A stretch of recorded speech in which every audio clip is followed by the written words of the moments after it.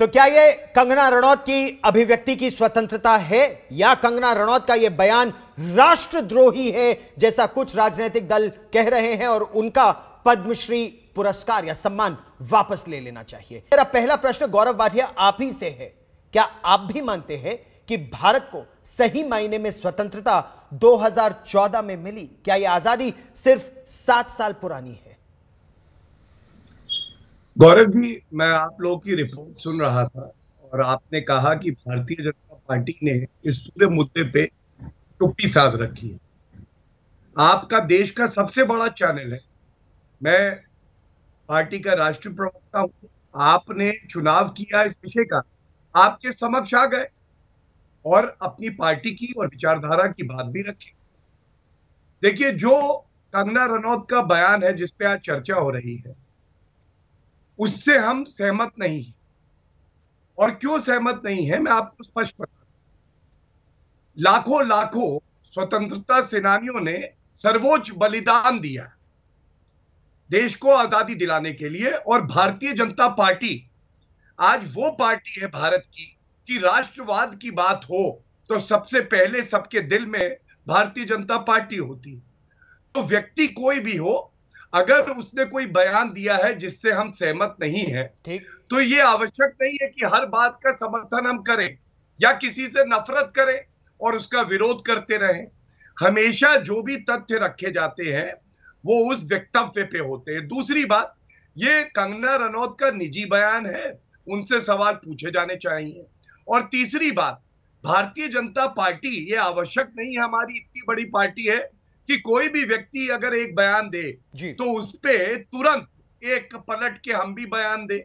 आप चर्चा कराएंगे तो हम जरूर बात रखेंगे। चर्चा इसलिए भी हो रही है क्योंकि कांग्रेस पार्टी एक प्रमुख पार्टी है देश की। कांग्रेस पार्टी यह कह रही है कि पद्मश्री वापस ले लेना चाहिए। तो क्या पद्मश्री वापस ले लेना चाहिए? मैं सबसे पहले तो जो बात आपने उठाई, अभिव्यक्ति की आजादी, हमेशा कांग्रेस पार्टी कहती आई है ना, अभिव्यक्ति की आजादी होनी चाहिए। आप याद करिए, अफजल हम शर्मिंदा हैं, तेरे कातिल जिंदा हैं, और कौन खड़ा था उनके साथ जो नारे ये लगा रहे थे? राहुल गांधी खड़े थे। जो पत्थरबाज हमारी जवान सेना, हमारे जवानों पे और सेना पे पत्थर मारते हैं, उनके साथ कौन खड़ा होता है? कांग्रेस पार्टी। आप सहमत हो या नहीं हो, क्या आज आप ये बताएंगे कि इनकी अभिव्यक्ति की आजादी है या नहीं है? ठीक। और दूसरी बात, आपने कहा वापस होना चाहिए। मैं कहना चाहता हूं कि राजीव गांधी पूर्व प्रधानमंत्री रहे, 84 के नरसंहार को उन्होंने सही ठहरा के कहा था, जब बड़ा पेड़ गिरता है तो धरती हिलती है।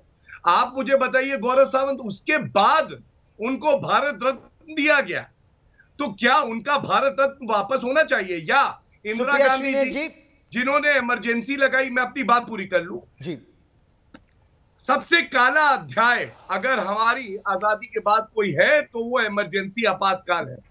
इंदिरा गांधी को भारत रत्न मिल गया, उन्होंने तो संविधान की धज्जियां उधेड़ दी थी, उनका भी भारत रत्न वापस होना चाहिए। इस पर उत्तर दे दें। तो सुप्रिया श्रीनेत जी से आपने 2 प्रश्न पूछे हैं। सुप्रिया श्रीनेत जी, क्या यह एक अभिनेत्री की निजी राय हो सकती है? आपने कंगना रनौत को एक सिरफिरी औरत कहा, क्यों? ये निजी राय बिल्कुल नहीं हो सकती है। आप भी देशभक्त हैं, मैं मानती हूं इस पैनल पर सारे देशभक्त हैं, मैं तो गौरव भाटिया को भी देशभक्त मानती हूं। अगर हमारी आजादी के 75वें वर्ष में जो सारा देश मिलकर मना रहा है, एक औरत सस्ती लोकप्रियता, सस्ती सुर्खियां बटोरने के लिए या तो पागलपंती है या सस्ती सुर्खियां बटोर रहा है, या फिर यह राष्ट्रद्रोह का मामला है। वो कहती है कि आजादी तो भीख में मिली थी। ये कौन सी आजादी है गौरव सावंत जी? आप तो अच्छे से समझते हैं इन बातों को, आप तो इस पर काफी शोज करते हैं, आप काफी पेट्रियोटिक शोज भी करते हैं। आप मुझे बताइए, जिस आजादी के लिए महात्मा गांधी से लेकर चंद्रशेखर आजाद, नेहरू से लेकर सरदार वल्लभ भाई पटेल, भगत सिंह से लेकर नेताजी सुभाष चंद्र बोस का लहू मिला हुआ है, उसको हम भीख मांगेंगे? उसको हम भीख कह सकते हैं? और यह सुनने के बाद देश चुप रहेगा? मैंने 3 चीजें नोटिस करी आपकी रिपोर्ट में।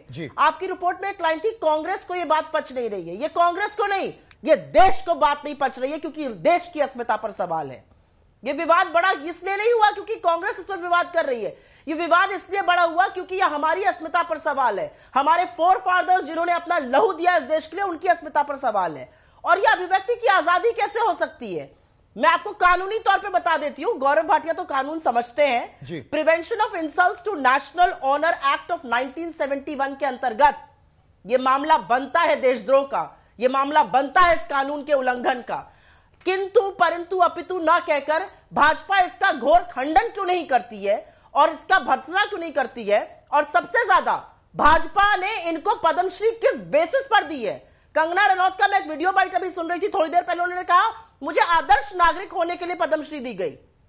आदर्श नागरिक मुंबई को पीओके बताते हैं, आदर्श नागरिक देश की आजादी को भीख बताते हैं।